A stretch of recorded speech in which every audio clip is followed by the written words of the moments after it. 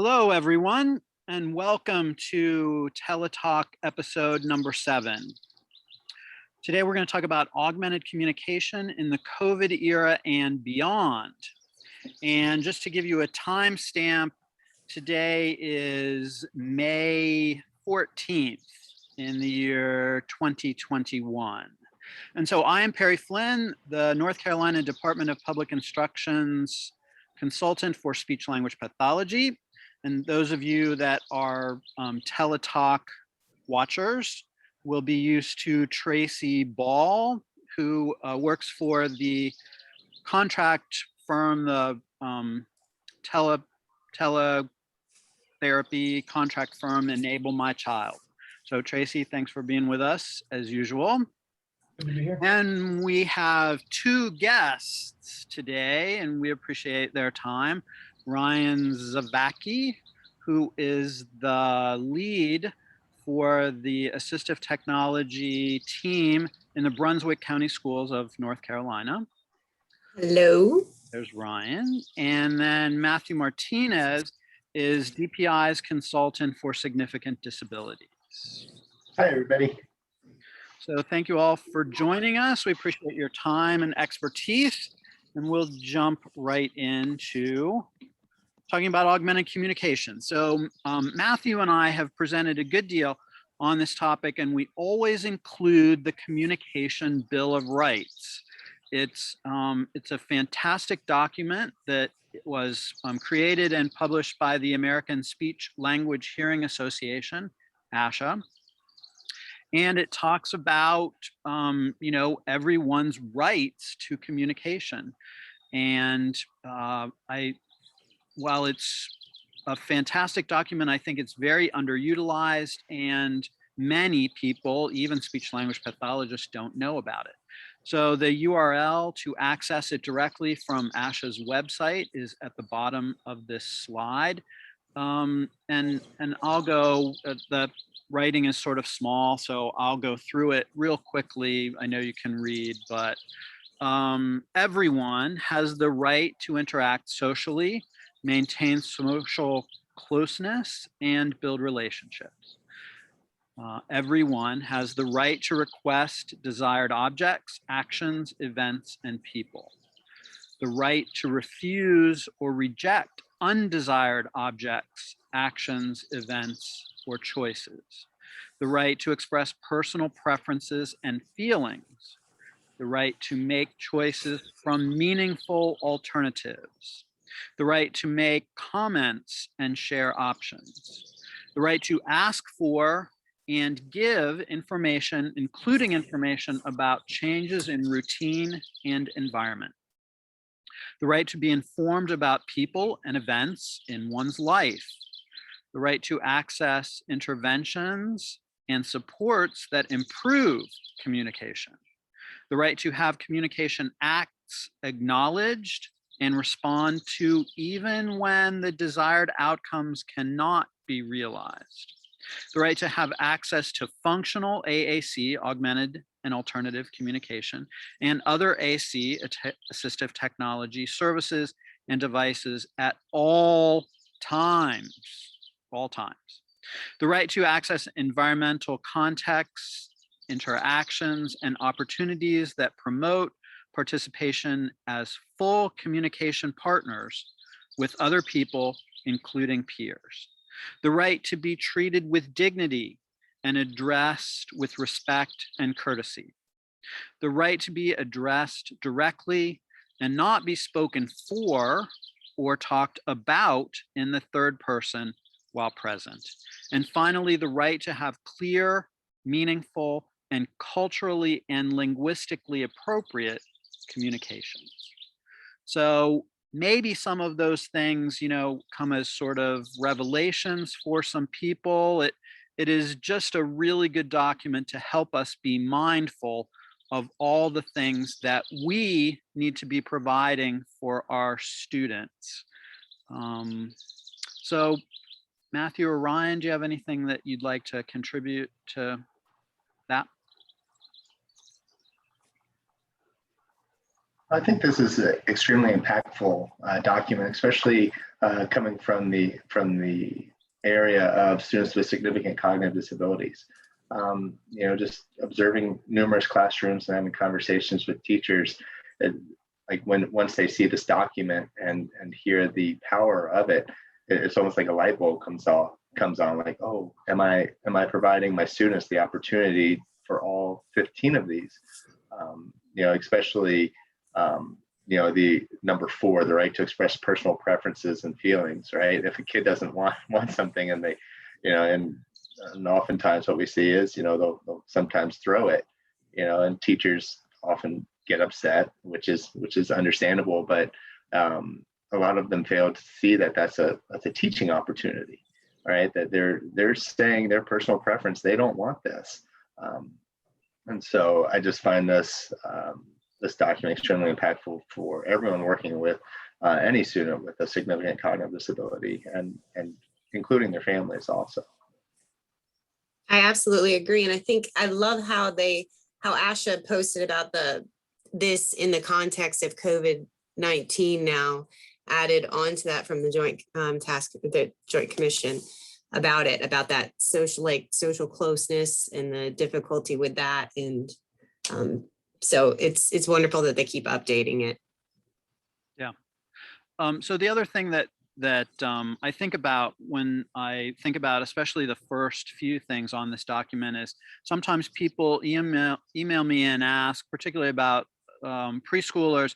They say, they're really not ready to communicate yet. Their cognitive skills aren't really ready to communicate yet, and so I don't really want to place them in speech. They're getting lots of stimulation in the classroom, but that's what speech pathologists might do for 21 years in the schools, is get kids to be able to do those things: request desired objects, actions, make choices that are meaningful.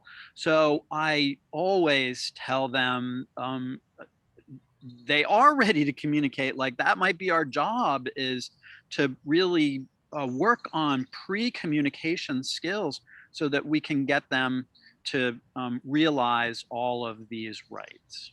And I would interject one thing there, that as a former early intervention practitioner, we don't want to limit the children, families, and teachers from their potential by any preconceived notions. And, if you look at, what a fair and appropriate public education is, they need access to all supports that can help them reach that potential. And so we should not limit their possibilities of success in any way, form, or fashion. So that would be a big red flag for me, that we're not really looking at the picture through the correct lens. Yeah. Good thoughts there, Tracy. Okay, so moving on, the second slide here is that same document, just in a more symbolic form. And I've seen teachers post this in their own classrooms and help kids who are interacting with augmented communication users know to help the AugComm users do all these things. People have posted it around school buildings, on playgrounds, just as a visual prompt or reminder to help augmented communication users use all these things and to respect all these things about them. If you just go to Google search and do images and do the Communication Bill of Rights, all kinds of things like this, very student-friendly pictures of the Bill of Rights will show up for you. So that might be helpful. So I'm going to throw it over to Matthew now to talk about the communication matrix. Yeah, so there is a website called communicationmatrix.org. It is .org, not a .com. And it used to be free, but unfortunately their grant ran out. And so now there is a slight cost associated with the communication matrix. And I'm not going to tell you what the cost is, because it might fluctuate from time to time. But with the communication matrix is a great start for a lot of professionals and a lot of parents working with students with communication needs. And basically, it is a set of questions, and the website is extremely easy to navigate, asking about students and how the communication that the student has, the communication attempts, and it includes some video demonstrations in case you're unsure, and it is somewhat subjective, right? It's not a clear cut. Here's your cut score or anything like that. It provides some great conversation. So once you're finished completing, I believe it's like a series of 15 subsets. And Ryan, please feel free to correct me here if I misspoke. But at the end, it does provide you a graphic like this that shows you where the skills the students have mastered, the skills the students need that are emerging and surpassed, and then skills that were not used or not demonstrated. As you can see, there's something on the left, and there's actually a level 7, I believe, that just says communication. And so I believe it just says communication. But it provides you this grid and provides you an opportunity to determine, hey, what should I work on next? Or where can I grab some good communication goals for my student? Being part of the state significant team, the team of one, I would encourage you to go look at the ELA standards also, because there are some speaking and listening and language standards that you can pull from.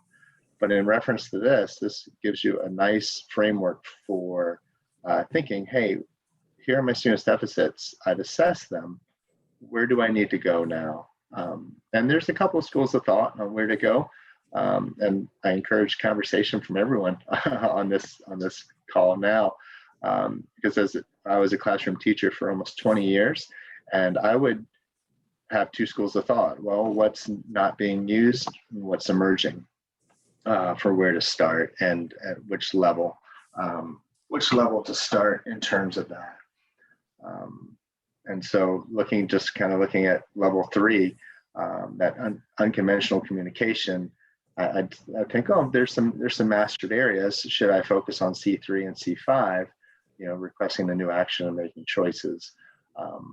As a classroom teacher, I was always a little hesitant about shows affection, just because that's a pretty big ball of wax, especially for our students and kind of the more vulnerable population. The idea of hugging people is tough to break when the students are in high school and want to hug their boss. So I would have a conversation with the family for that. But then looking down at level 4, there's really nothing being used in that conventional communication. But then when I look at level 5, I'm like, oh, there's some emerging skills in those concrete symbols and along with the abstract symbols. So where should I start? And that would be a good conversation to have with the IEP team to get everyone's feelings. Ryan, Perry, or Tracy, any thought about where to start in this particular case? I think it's also important to notice that when I usually do this, I usually give a copy to the parent and the SLP and then the classroom teacher, and they fill it out. And I do side-by-side comparisons to see, if they're doing something at home, that, and it's definitely explaining to the parents going through this and the professionals that are filling this out. You don't have to fill out the entire thing. Like, it's either you start with level 1. If your child is there, that's all you fill out. If it's, if they surpassed it, you can, a lot of times, most of the time they skip right to level 3 and go through the C's.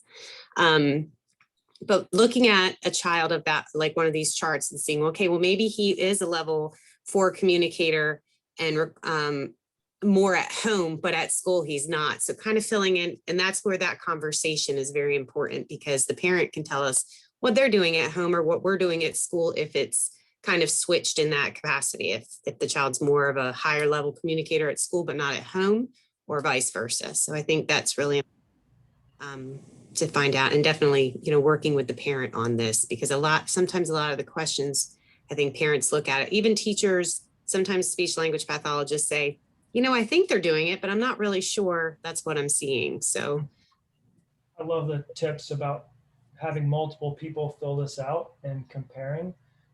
I think to take it a step further would be if there's a way to take notes on examples would be even better. Not only for the therapists, which is sort of our crowd here, but for the parents of these children, if they say that the child requests more objects, tell me like exactly how you know that, like what do they do? Because there may be nuances there that the parent knows how to elicit a certain behavior that we need to learn from, and vice versa. So I think understanding exactly what it looks like when they do any of these like C's, like if they request more objects, understanding what that looks like in different environments, so that if a child may be more comfortable in certain environments, they may be more willing to put themselves out there and try. And we want to try to recreate that and help them generalize that skill to the school environment, right? And this is something that I think COVID has created an opportunity for parents and teachers to almost collaborate more, depending on the certain situations, if the parents are available and the therapist is able to engage. So could be opportunity. Matthew sort of alluded to this, but I think it's an individual decision with kids, whether you'll start with skills that are emerging or not being used at all. That's the conversation that you'll have with like the family, the teacher at the IEP team meeting, or if you're gonna stick with a particular column, work on all the C1s at the different levels. All of those are possible places to start, and it's a very individualized decision, I think. Anything more you want to say about the matrix? Yeah, the last level is language. So, and as you can see, it has certain groups on the matrix, and so those groups are refuse, obtain, social, and information, and you can kind of see those blocks. So. Yeah, I just did a snippet.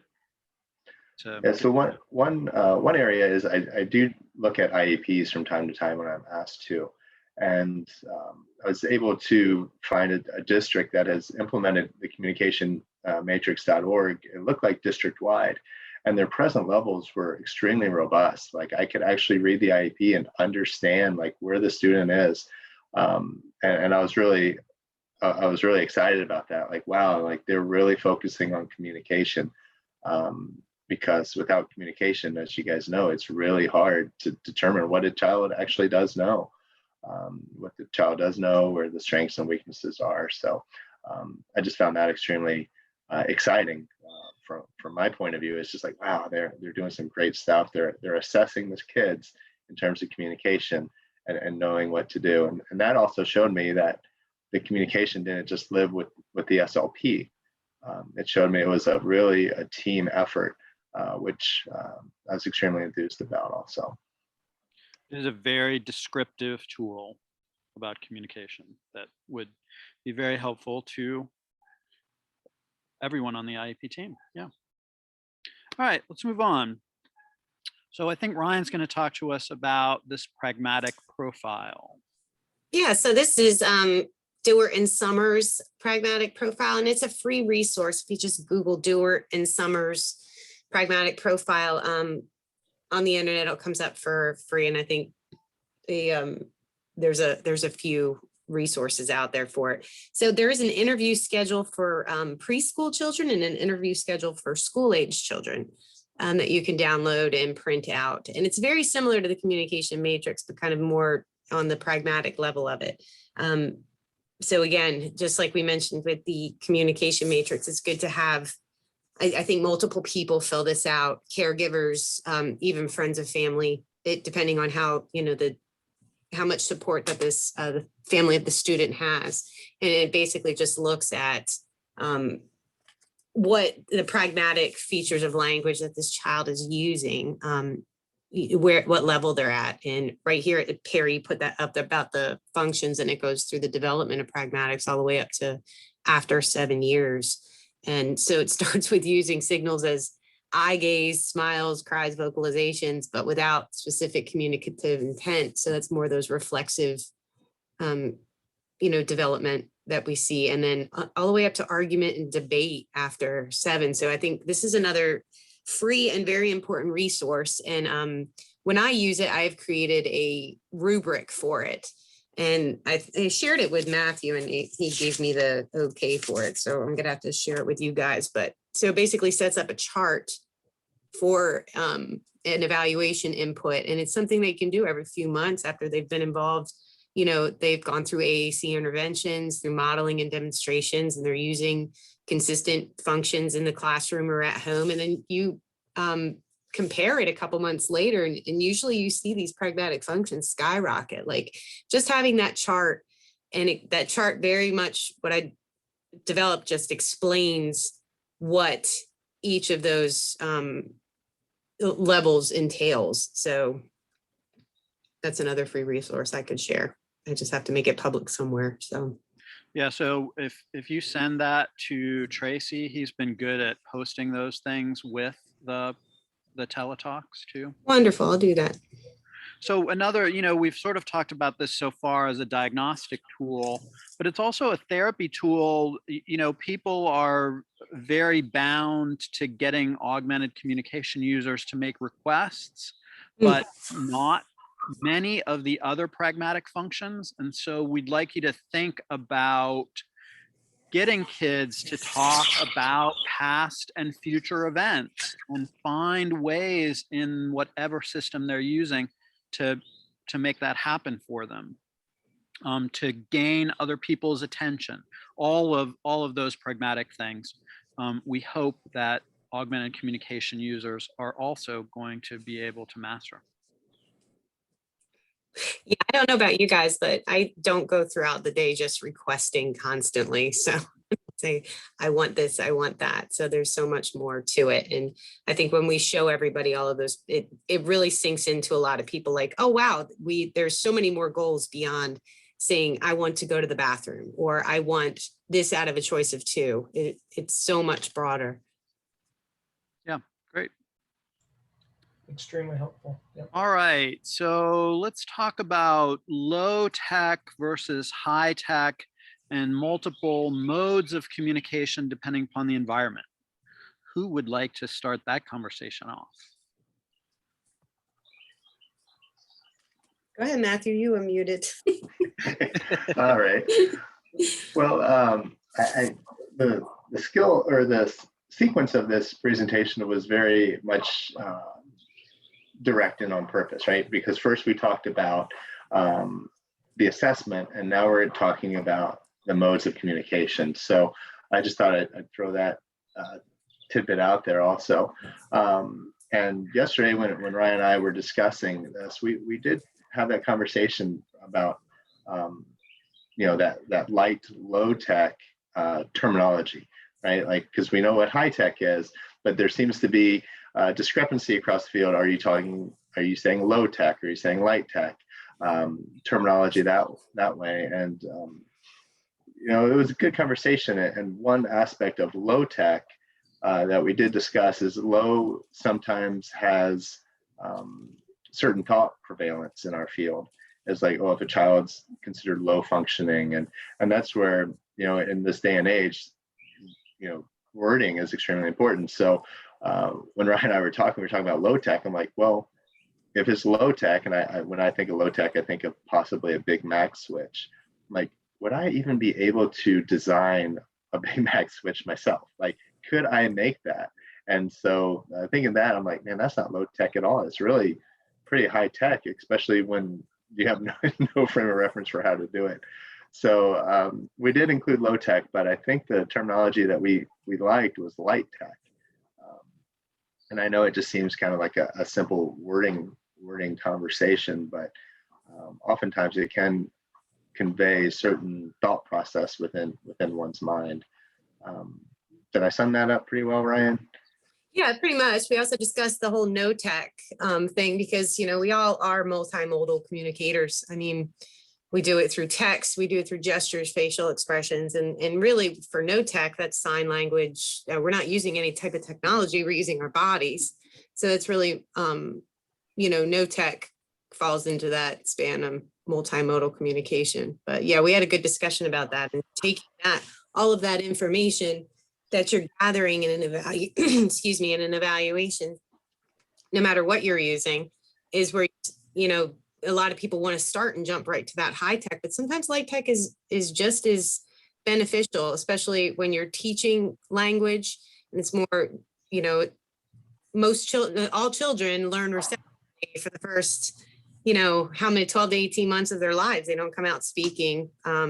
So a lot of times that light tech can't go along with the high tech. So again, it's a team thing, and depending on where the child is physically, do they have the physical capability? And if not, how can that child access different types of communication without, if they have those difficulties? So that light tech and high tech and multiple modes of communication are definitely depending on the environment, what that child needs to do, not what we think we want the child to do, what that child needs to do or what that child wants to do, and fostering it through their strengths that we have just gathered through either present levels or their assessment. Yeah, and this ties very closely with, and so we talked about like the first part of this sentence. Let's talk about that, the last part, that depending on the environment, right? So, and we kind of thought about the SET framework doing this also. Like we just learned a lot about the student through whatever assessment means or that you did. Now let's talk about the environments. And I had a couple of students, they had just gotten the iPad with Prolo Quota Go. We didn't yet have a protective case on it. And so it really wasn't in the best interest for the student or for the device to take it on the playground. I taught elementary at the time, or to take it to gym, or even the transition periods, because the student did have some CP and had some spasticity. So sometimes that iPad would an involuntary jerk, the iPad would go flying. So until we got that case, but that environment is so crucial, and along with the environment, the people within it. Just thinking of specialists or wherever the student transitions, making sure that everyone within those transition environments, like i.e. the cafeteria, the office, specials or electives, depending on the age of the student, making sure that it's successful in all those environments, and making sure those professionals are trained.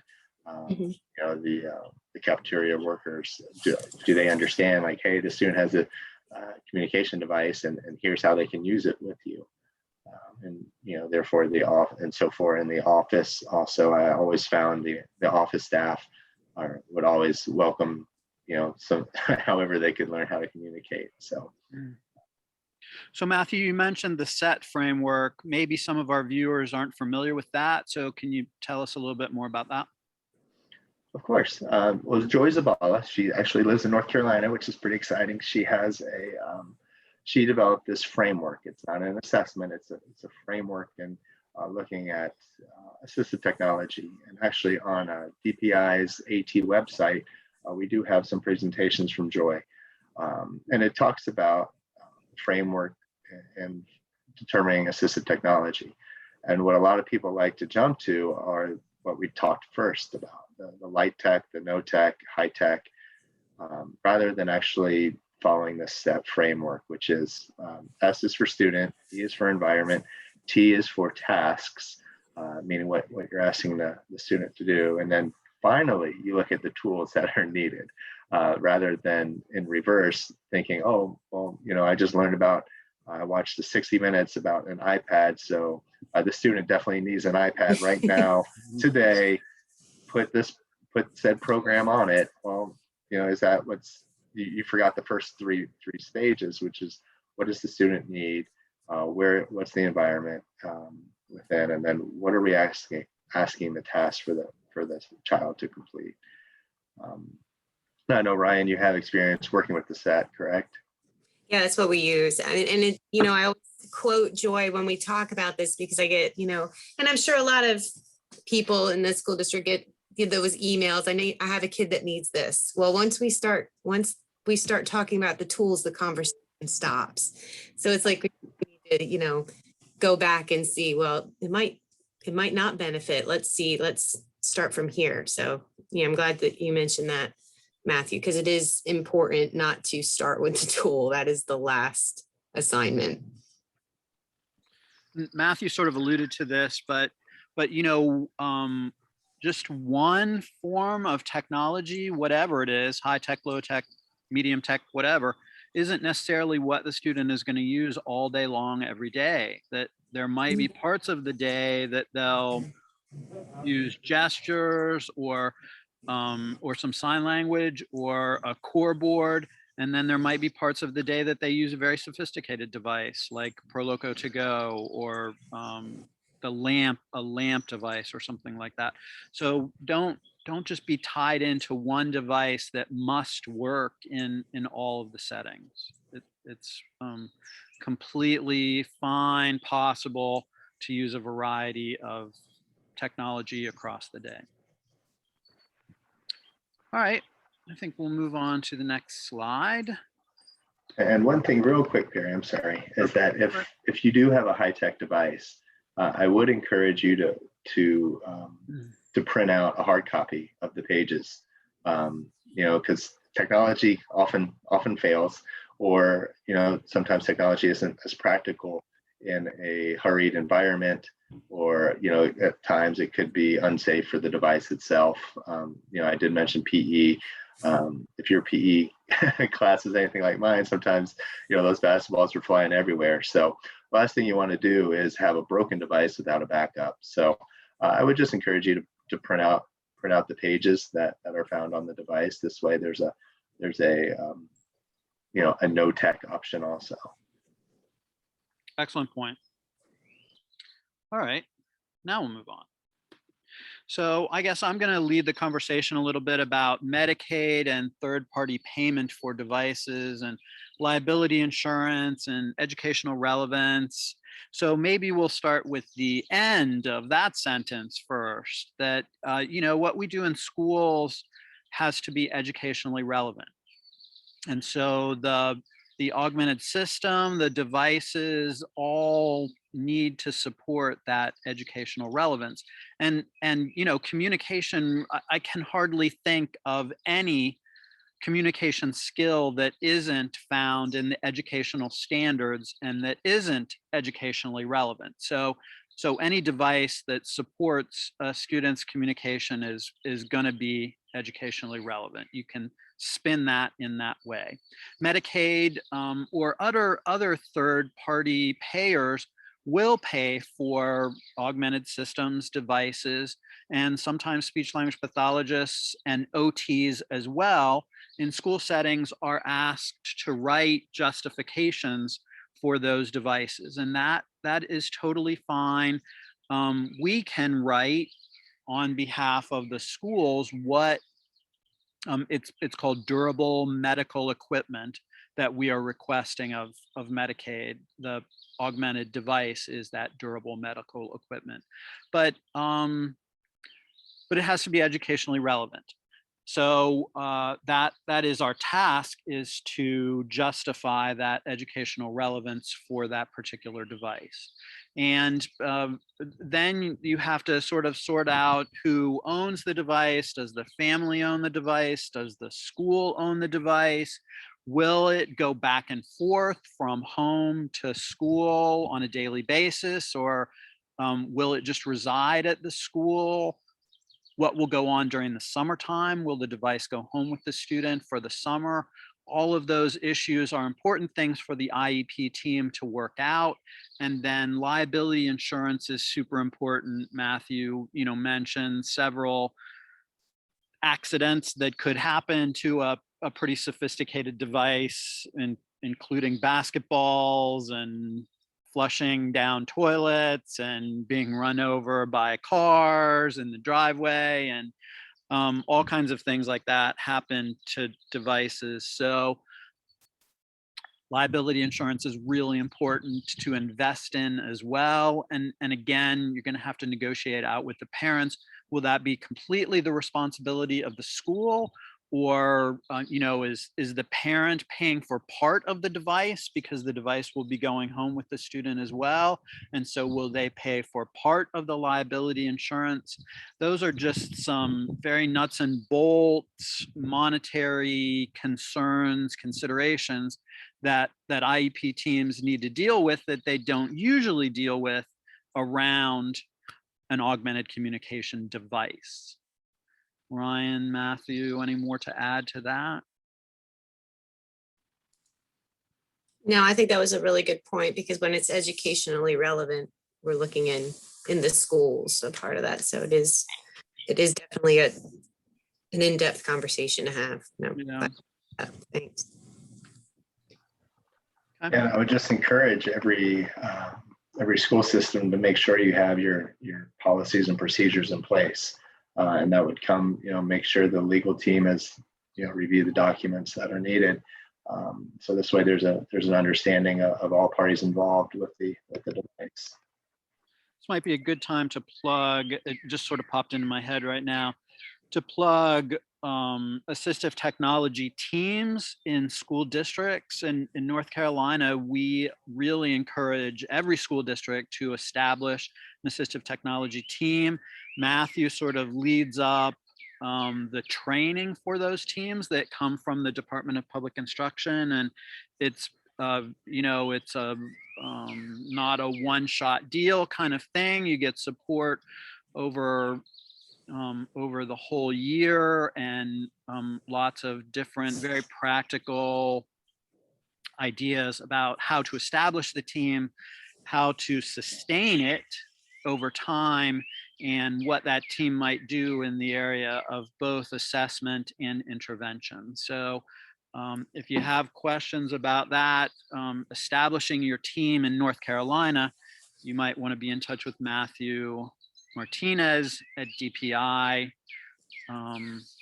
But whether you go through that formal training or not, we suggest that every school district identify, some key players, a speech language pathologist, an occupational therapist, some self-contained teachers that might contribute to that team, whether it's formal and informal. Matthew, do you have anything more you'd like to say about that? No, I think that's well done. Also thinking of your teams, now there's like we're thinking, thinking things through, like an instructional technology or an IT person would be a great addition to those teams also, because they tend to stay pretty current, because I'm sure whatever we're talking about today is outdated in a couple of weeks. Exactly. But yeah, and we're also encouraging, if you're even thinking of the process or have an AT team yourself, go to the quiat.org. It's quiet.org, and they have some matrices and indicators, and really assess where you are in terms of AT as a district or as a professional. And those indicators are pretty eye-opening about, hey, we're kind of here at the level 1, we're trying to get to level 5, and we can't do this in 1 year. So really coming up with like a 3 to 5 year plan for how to do that. But those everything I tell you is free. So the quiet.org, quiat.org is free. Just download those matrices, spend some time asking questions. Hey, do we have any of this in place? And I found that those are extremely beneficial in figuring out, hey, I want to do this, I just don't know how. Yeah, and the other mentions of the teams too. I mean, a lot of times you need a TVI or a visual specialist. You might need your teacher of the hearing impaired. It can get very transdisciplinary, very vast. Your team can be very big, but you might not need all of them for every single time. But if you have a student that has like a developing visual problem, you may need to call in the TVI to do that, and that's very important. I think to keep those. We don't all have. We're jack of all trades. We're masters of one. So we have to pull in those professionals to help us out. Well, good points. Matthew raised the point about having just a general education information technology person. People think of augmented communication or assistive technology as being for kids who are very involved or have significant disabilities, but there are kids with learning disabilities or just general education kids, regular old kids who can benefit from some kind of assistive technology that supports their learning. So those general education IT people are really important and can be really useful to the team to include. Yeah, that was a great point to include there. All right. So we're going to talk for a few minutes now about what the 2021-2022 school year might look like and how to best meet the continuing needs of this population as we look forward. And so I'll just start the conversation out here by saying that change is constant. We've alluded to that several times in this PowerPoint so far. You know, as soon as we record it today, it's many of the things that we talk about might be outdated in short order. So do you guys want to talk about AugCom in a virtual versus live format?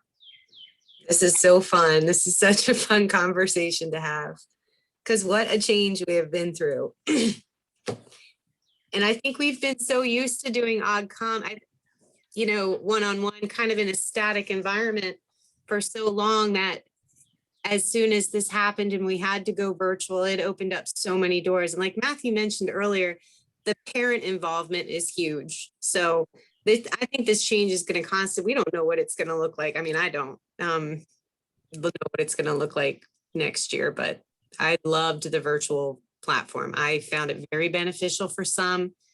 And then we have a lot of, there are some students that can't, or some people that can't comprehend it, and that they just really need that one-on-one. But there's a lot of resources out there now, and we listed some of them. So I can completely agree with you, Ryan, on the parent piece.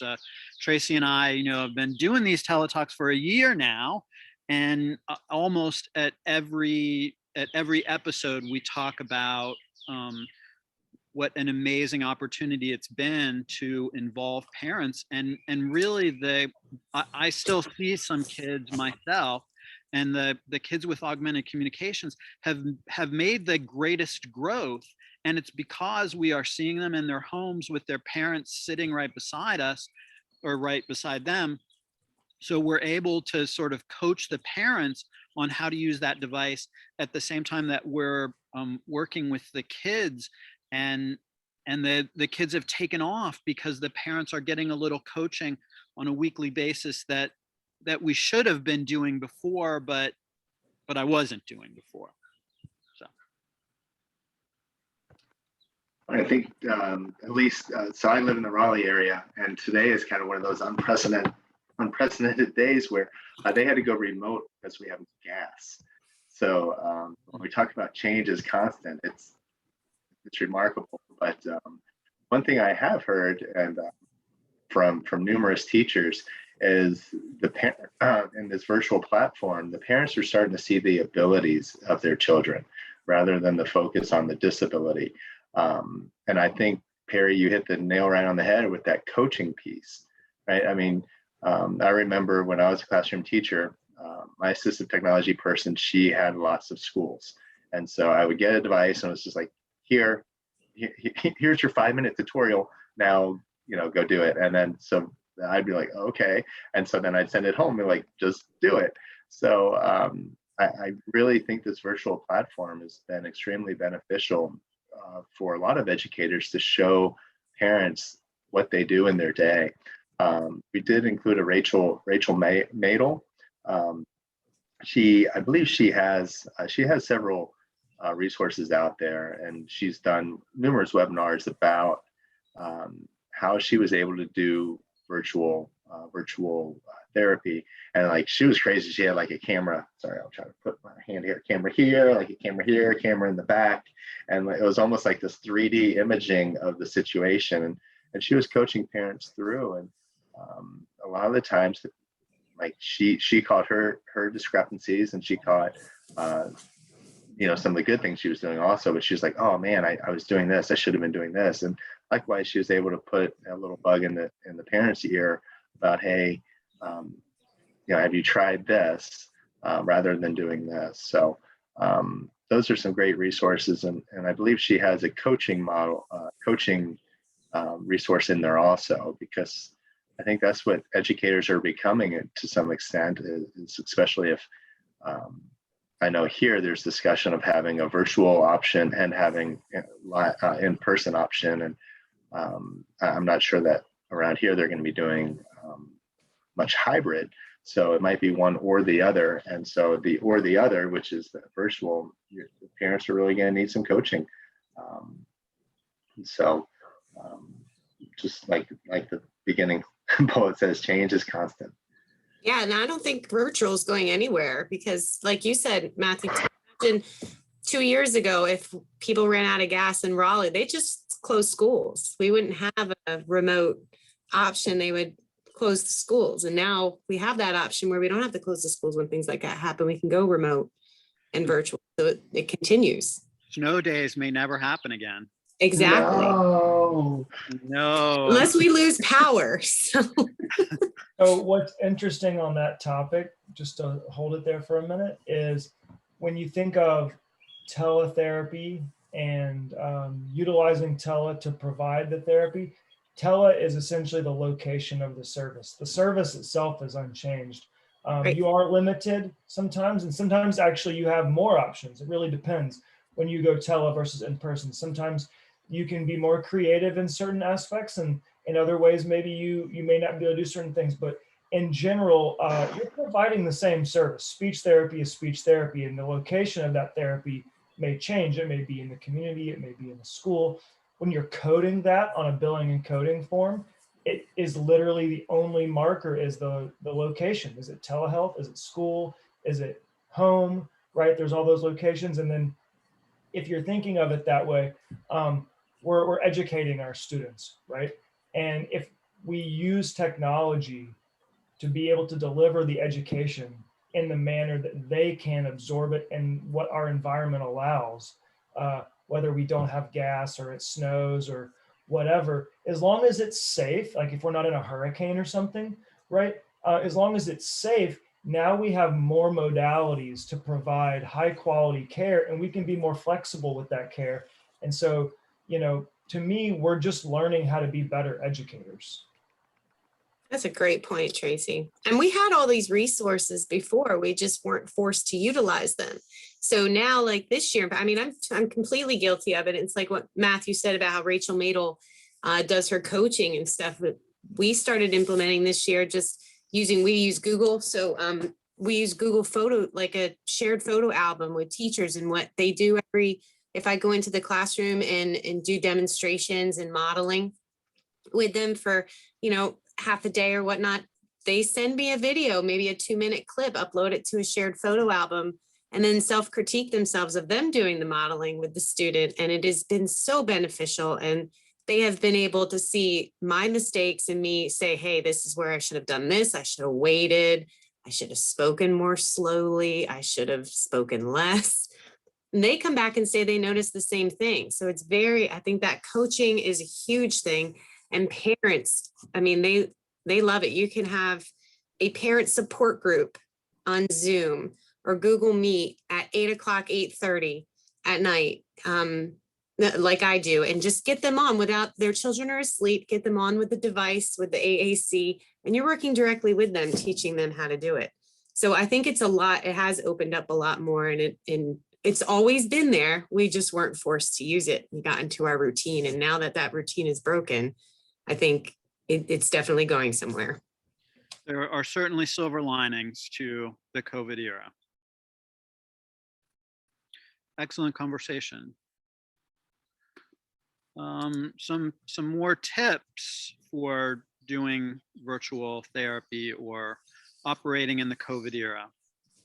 Who wants to pick those up? Ryan, you want to sort of start that one out?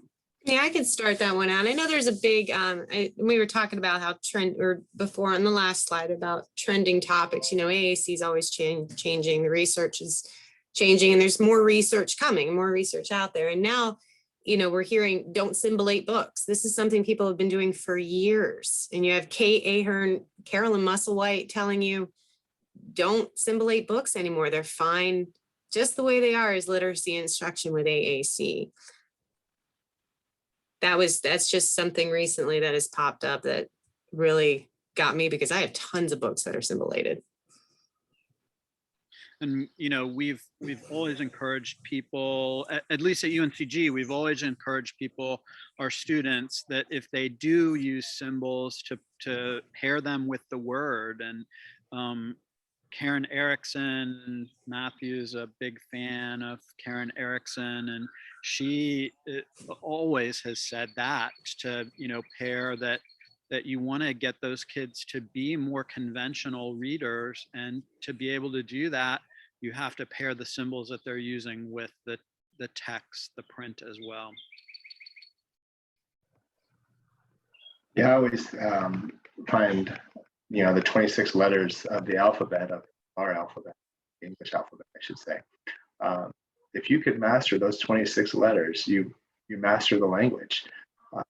And I just find that so impactful for a lot of our, for a lot of my population, is just 26. Like, we can do this. We can learn those letters and symbols, and see how they interact, and how they marry with one another. And then you've got the power, right?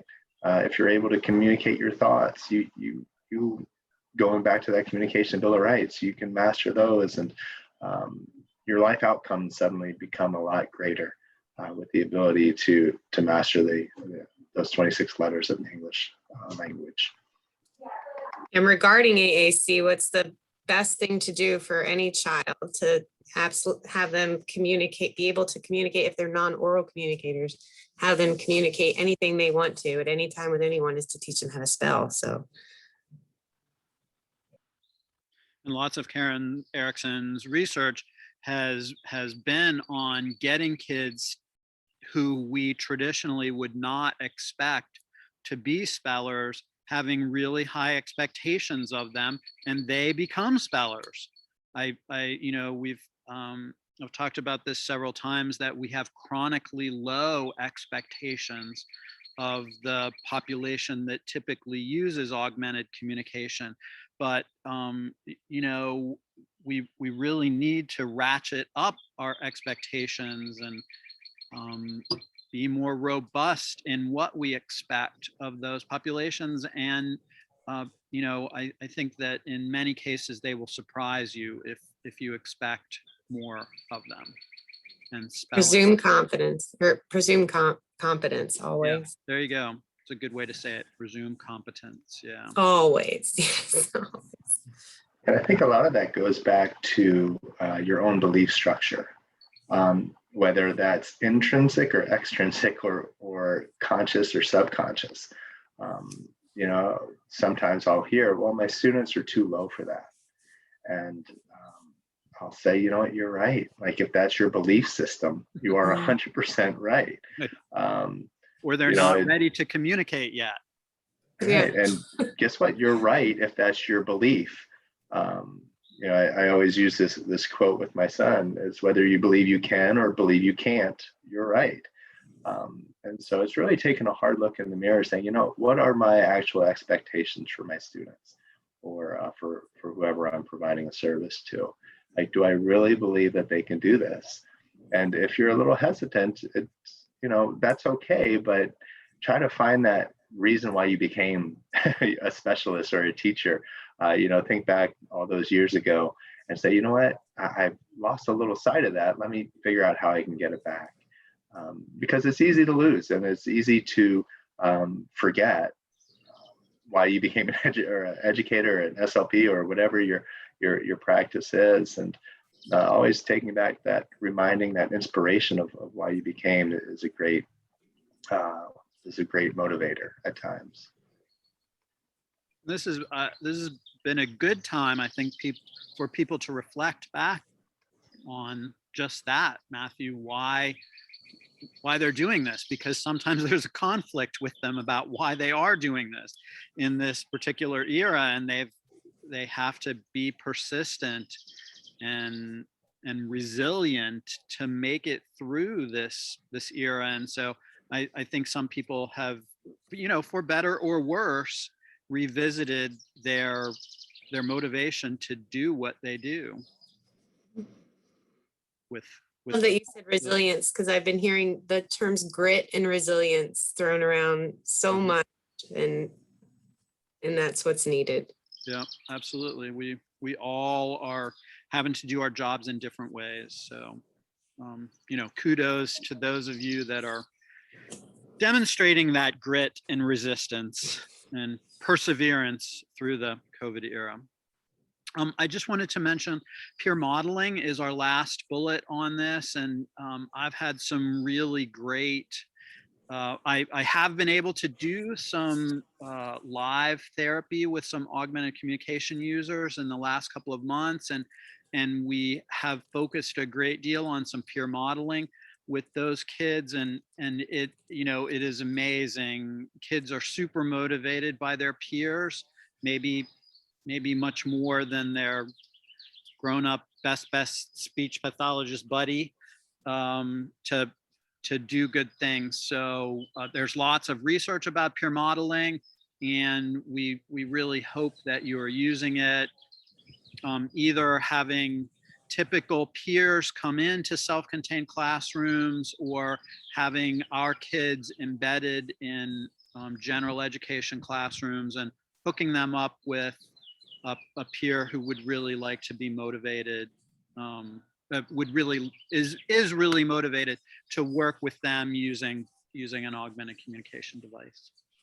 And to piggyback on that, even having, a peer come in to program some of those voice output devices in front of, the student that needs them, if you're using them, because then they're using more of their peer's voice. And it's we like to do that. Usually opens up a huge world. They feel, that peer is contributing and gets more involved that way. Right. And the AugComm users love having their buddy's voice on the device as their own voice, which is really cool. Yeah, it's better than your teacher's voice if you're a male and you have a female teacher. Right. Yeah.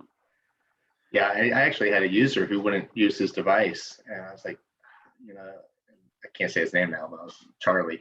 Why aren't you using it, Charlie? And he'd hit it, and it was a girl's voice. I was like, do you want a different voice? He's like, I was like, oh. So we gave him this New York accent, and he loved it. His uptake, just increased because this was like, hey, I want some bread. It's just and that's all it took. He was just like, yes.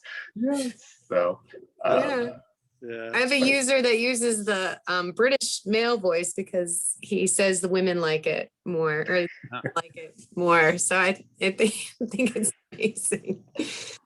Funny. Yeah, and I think, Perry, talking about peer modeling, I remember when my students would first get a device, I'm nowhere near perfect, never pretend to be. I wouldn't let other kids touch it. I'm like, no, that's their voice. You need to be respectful. But looking back, I'm like, oh, facepalm. I should have let anybody use it because that's so much more modeling. Sure.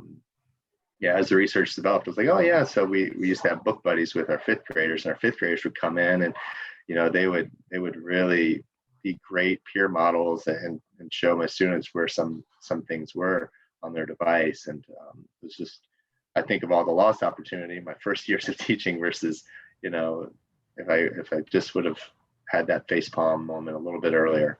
So. Yeah. Great.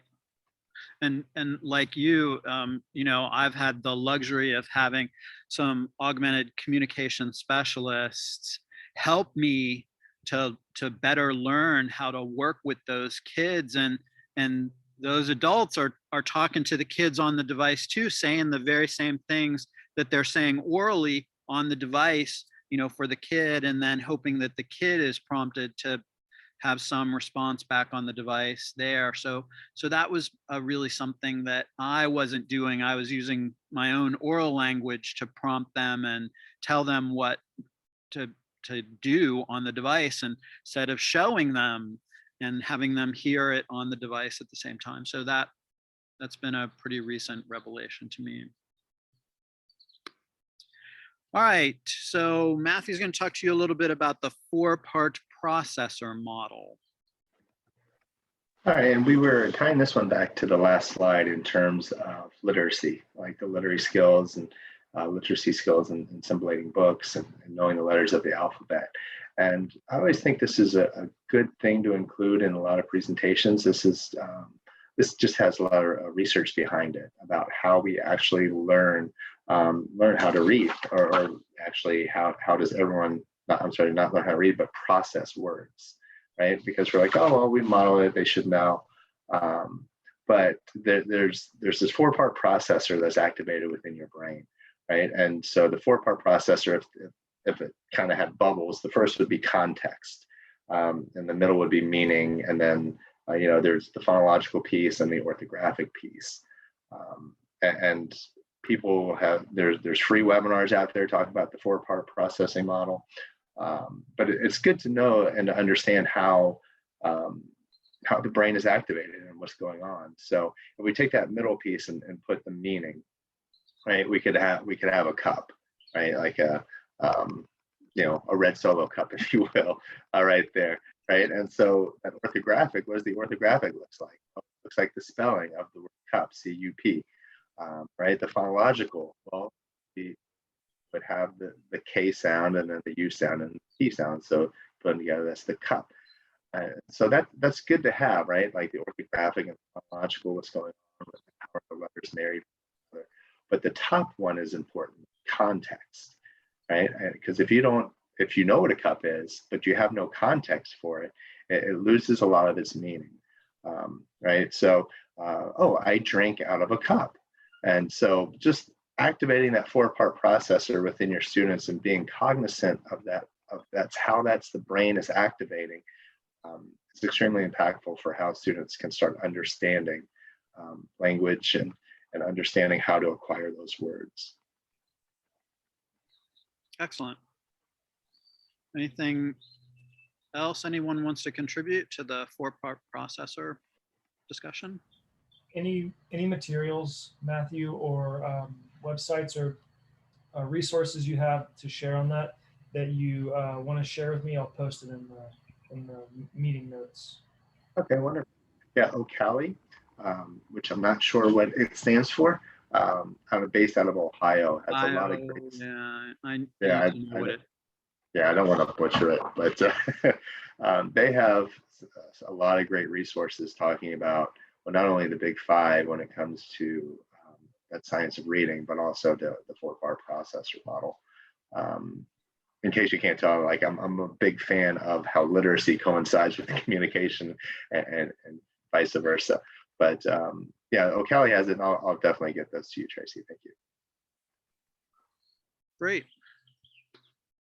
So I think that brings us to the end of our time here. Do any of you have any parting shots or parting thoughts that we haven't covered?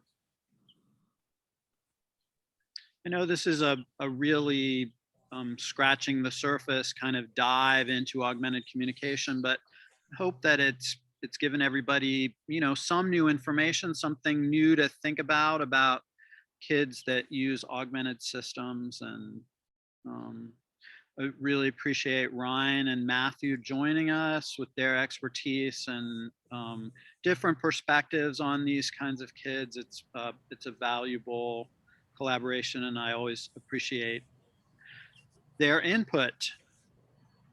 Thank you for having us. Totally. I appreciate it. We've been in a. Say thank you, Matthew. Say thank you.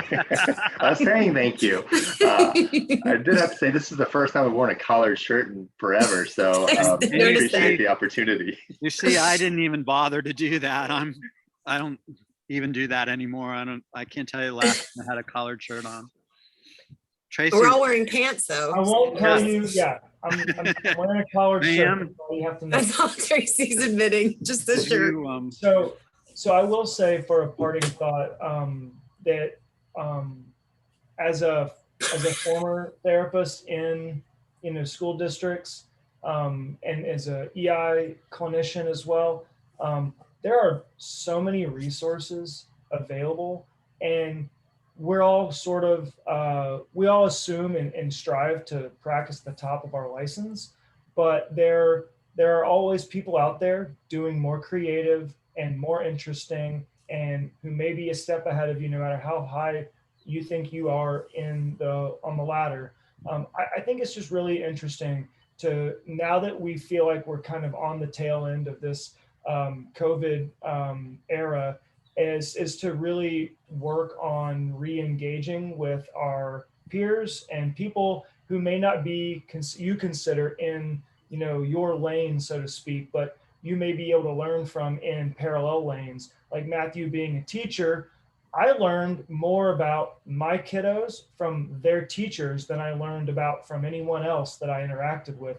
And a lot of that was from planning with those teachers, from completing activities and intervening and doing a joint session and collaborating with those people. So psychologists, other specialty providers, I really think this is the time to kind of come together, learn from each other, understand what we think we know, and can we do it better, and what we don't know, what are our obvious blind spots. Those are easy to work on, but it's when you start collaborating with people and you're like, wow, I never thought of it that way. This makes a lot more sense, or I didn't know about that framework. That framework makes everything that I do a little bit better if I kind of filter it through this, and my whole IEP team can use it. And maybe my whole district could use it, right? And we could work on that. So I think it's an opportunity, once again, to find a silver lining and take this and not just go back to business as usual. I think those are excellent concluding words, Mr. Ball. So I'll just say thank you again to our guests, and thank you to those of you who took the time to view this. I'm sorry we couldn't get I couldn't get the closed captions to work. And but if you want to email me, I can try and get you a transcript of the presentation here if that is important to you. So again, we really appreciate, from the Department of Public Instruction perspective, we really appreciate all the perseverance and persistence that you all have shown throughout the year to act in the best interest of kids. So thanks for that. And I will end our presentation now. So thank you very much. Goodbye. Perfect.